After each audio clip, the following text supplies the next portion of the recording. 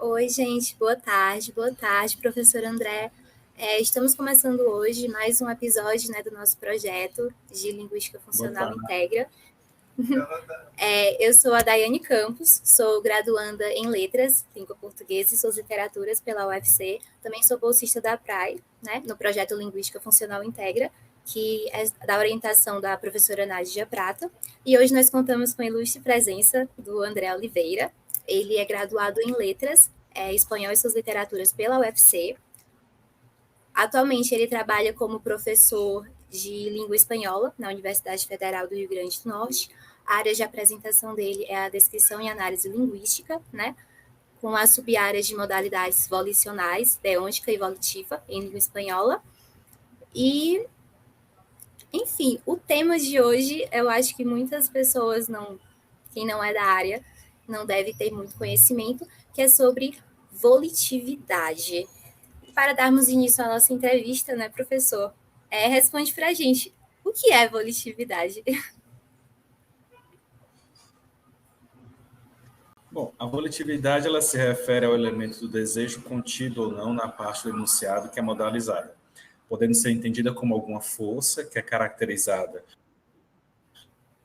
por meio de fazendo que o enunciado modalizado esteja relacionado com o interesse de que um dado evento ocorra ou que ele não ocorra. Em outras palavras, há uma força que se caracteriza por um elemento de vontade, da qual culmina um ato desejativo ou uma imposição de realização do evento. Bom, muito interessante. E a nossa segunda pergunta é a seguinte: como a volitividade é codificada na língua espanhola, né, que é a sua área?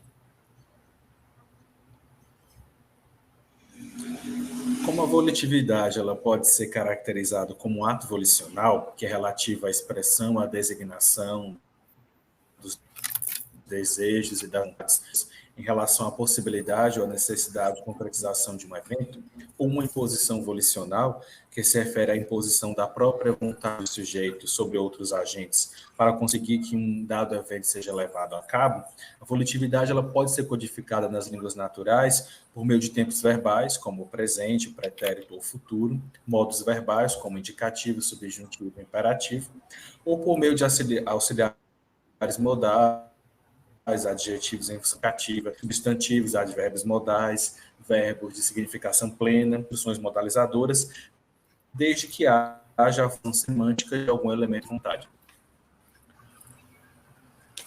Nossa, muito bom, eu não sabia.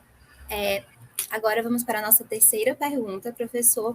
Eu queria que o senhor me explicasse, por favor, o que são as modalidades volicionais. Como o elemento do desejo ele se articula com a realidade de um estado de coisas, oriundo de uma necessidade ou uma possibilidade interna ou externa aos sujeitos, a função desiderativa da linguagem serve tanto para expressar como para designar as vontades e os desejos dos sujeitos. Nesse caso, nós teríamos, então, a instauração das modalidades volitiva e preferencial, para conseguir que algo seja feito a partir da própria imposição da vontade a outros agentes, nós teríamos então a instauração das modalidades deôntica e teleológica. Muito obrigada por responder, professor. Partindo dessa sua resposta, eu também gostaria de saber qual é a relação entre o parâmetro da volitividade e a modalidade deôntica. Você pode responder para a gente? Na instauração da modalidade deôntica, a volitividade ela está sob as leis e as normas de conduta em relação ao que é moralmente aceitável, estando, pois, o elemento do desejo relacionado ao que é obrigatório, permitido ou proibido, o que explicaria o fato da qualificação modal estar centrada sobre quem é o ato deôntico instaurado, que caracteriza como uma imposição volicional. Muito obrigada, professor. Então, rápido, né? Vamos para a nossa última pergunta, que é a quinta pergunta, que é: qual é a relação entre o parâmetro da volitividade e a modalidade volitiva?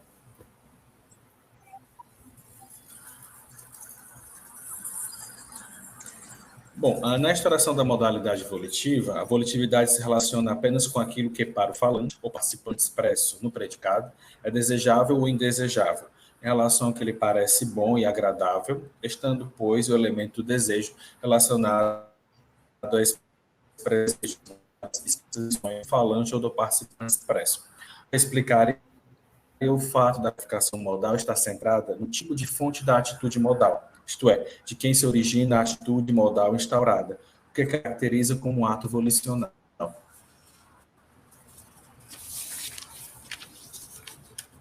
Nossa, muito bom. Gente, essas eram as 5 perguntinhas que nós tínhamos para fazer para o professor André. Professor, muito obrigada por responder. E o senhor gostaria de falar mais alguma coisa para fechar o assunto, para quem quiser saber mais sobre, ou quem, enfim, despertou algum interesse do assunto, queira ler algum artigo seu, algum projeto, algo assim? Enfim, uma indicação, o espaço agora é seu. Bom, primeiro estudar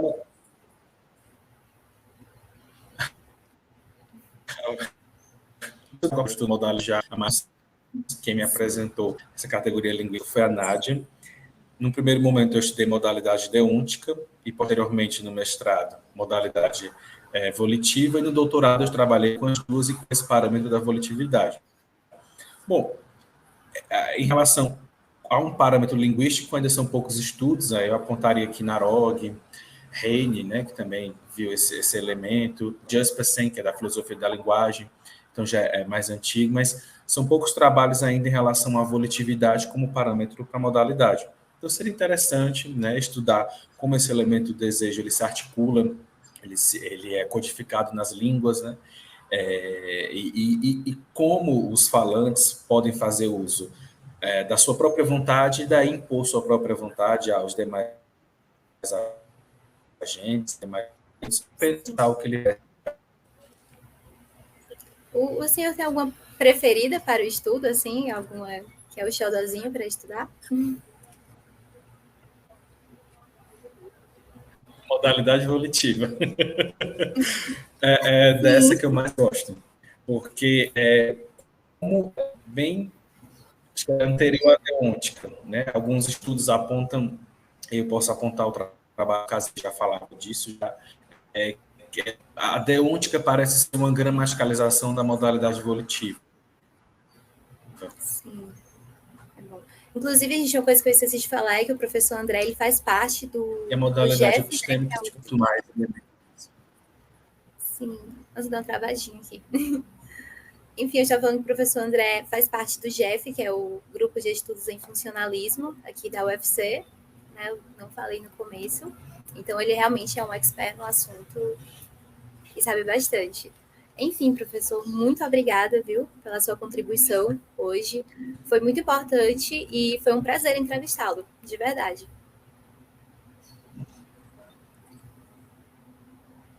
Eu que agradeço o convite e parabenizar o trabalho do grupo, né? Já foram realizados alguns eventos, é um grupo bem ativo, bem participativo. Só parabenizar aí a professora Márcia, elas estão à frente do grupo e aí tem mostrado o quanto o grupo tem trabalhado para disseminar, né, as teorias funcionalistas. Ótimo, pois muito obrigada. A gente vai ficando por aqui e até a próxima. Tchau, gente.